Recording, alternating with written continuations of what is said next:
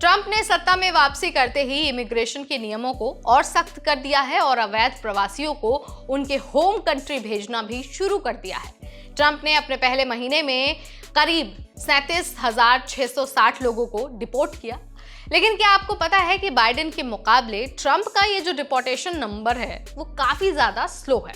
Biden सरकार ने तो पिछले साल हर महीने करीब 57,000 प्रवासियों को अमेरिका से बाहर का रास्ता दिखाया था। तो चलिए आपको डेटा की मदद से यहाँ पर सब कुछ समझा देते हैं और बता देते हैं कि ये जो ट्रंप का डिपोर्टेशन का प्लान है वो बाइडेन के डिपोर्टेशन प्लान से स्लो आखिर कैसे है। Hi everybody, I am Neha Upadhyay and you are watching me on NBT tech it.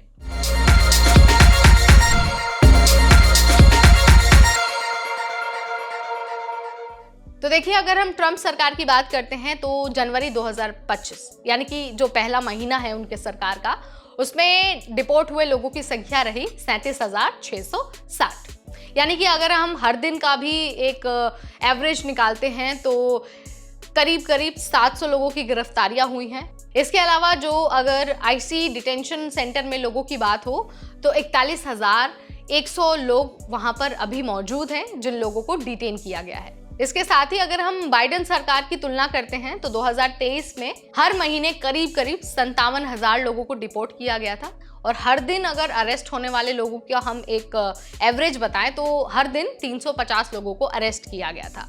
Detention centre में लोगों की हम बात करें तो 35,000 से 40,000 हर महीने लोग डिटेन होते थे। ट्रंप अभी बाइडेन के अंतिम साल के मुकाबले कम डिपोर्टेशन कर रहे हैं, लेकिन आईसीई अरेस्ट की संख्या तेजी से बढ़ रही है, जिससे आने वाले महीनों में डिपोर्टेशन भी बढ़ सकता है। आईसीई अब यूएस इमिग्रेशन कोर्ट्स के बाहर भी गिरफ्तारी कर सकती है। ग्वाटेमाला, एल साल्वाडोर, पनामा और कोस्टा रिका को डिपोर्टीज लेने की अनुमति दी गई है। यूएस मिलिट्री ने अब तक 12 से ज्यादा डिपोर्टेशन फ्लाइट्स भेजी हैं, जिनमें भारत, पेरू, होंडुरस, इक्वाडोर और ग्वाटेमाला शामिल हैं। ग्वाटेनामो बे में 30,000 माइग्रेंट्स को रखने की योजना बनाई जा रही है। इसके अलावा आईसीई डिटेंशन में 19,000 लोग आईसीई द्वारा पकड़े गए हैं।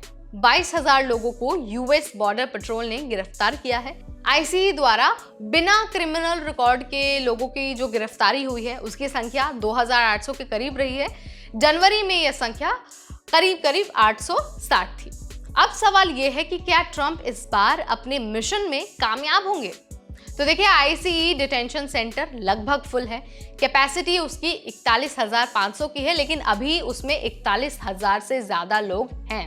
यूएस सीनेट ने $340 बिलियन अप्रूव किया है डिपोर्टेशन और बॉर्डर सिक्योरिटी के लिए, लेकिन रिपब्लिकन पार्टी इस फंडिंग पर बटी हुई है। ट्रंप इसे टैक्स कट के साथ जोड़ना चाहते हैं, जिससे पार्टी में विवाद और भी ज्यादा बढ़ गया है। डिपोर्टेशन प्रोसेस काफी स्लो है, अरेस्ट बढ़ रहे हैं, लेकिन लीगल प्रोसेस लंबे होने के कारण डिपोर्टेशन में देर हो रही है।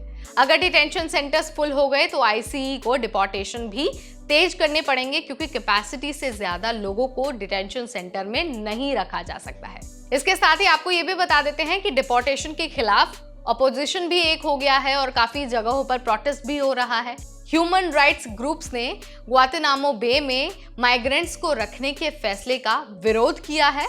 डेमोक्रेट्स इस डिपोर्टेशन पॉलिसी को अमानवीय बता रहे हैं। तो सवाल यह है कि क्या ट्रंप का डिपोर्टेशन मिशन सफल हो जाएगा या फिर ये सिर्फ हेडलाइंस तक ही सीमित रहेगा?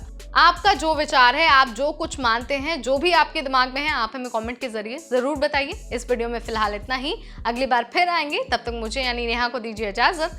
Keep watching NBT tech it.